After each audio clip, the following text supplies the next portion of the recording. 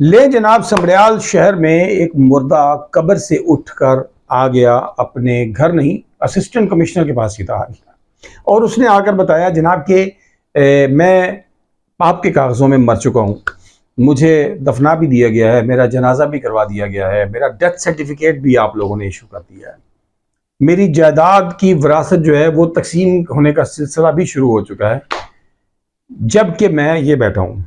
जी जनाब। जी बाबा जी, की मसला?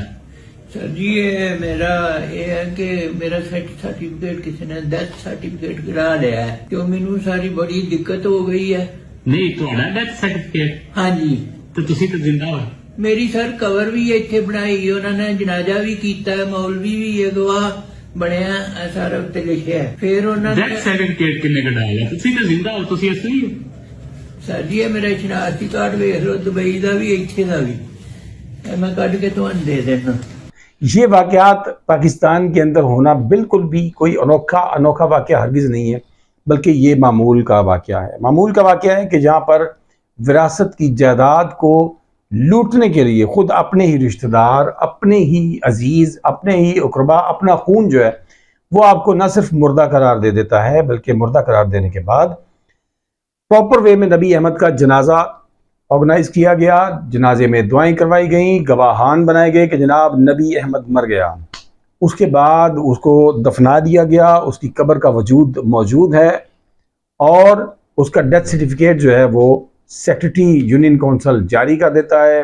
नादरा के रिकॉर्ड में नबी अहमद मर जाता है, लेकिन नबी अहमद जिंदा सलामत दुबई से पाकिस्तान आ जाता है और उसके बाद वो असिस्टेंट कमिश्नर के ऑफिस में आकर बताता है कि मुझे मार दिया गया, दफना दिया गया, डेथ सर्टिफिकेट दे दिया गया, मैं तो ये बैठा हूँ। और उसका बुनियादी मकसद सिर्फ एक था कि मेरी जायदाद जो है वो तकसीम कर ली जाए।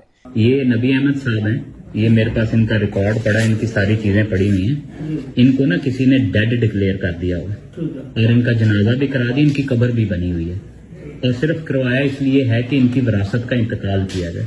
एक गलत विरासत बना दी है और अपने ही सगे भाइयों ने, भतीजों ने मिलकर क्या किया कि उस जायदाद का बंटवारा करने के लिए नबी अहमद को मुर्दा करार दे दिया, दफना दिया। वो बेचारा मरने वाला हकीकत में कौन था या वो जनाजा किसका था, ये तो जाने अल्लाह, और या जाने फिर वो पुलिस की जो अब करेगी इन्वेस्टिगेशन, और इन्वेस्टिगेशन के बाद हकाइक को सामने लेकर आएगी। लेकिन हमारे यहाँ पर हमारे ज़मीर इतने मुर्दा हो चुके हैं कि हम ये तो एक फर्जी जनाजा पढ़ाया गया, जहाँ पर हकीकत में लोग अपने ही खून बहा देते हैं, अपने प्यारों की ही गर्दनें जो हैं वो काट दिया करते हैं, अपने ही अजीज़ों रिश्तेदारों पर तेज़ाब बहा दिया करते हैं। इस तरह के वाक़यात हमारे माशरे के मामूल का हिस्सा हैं।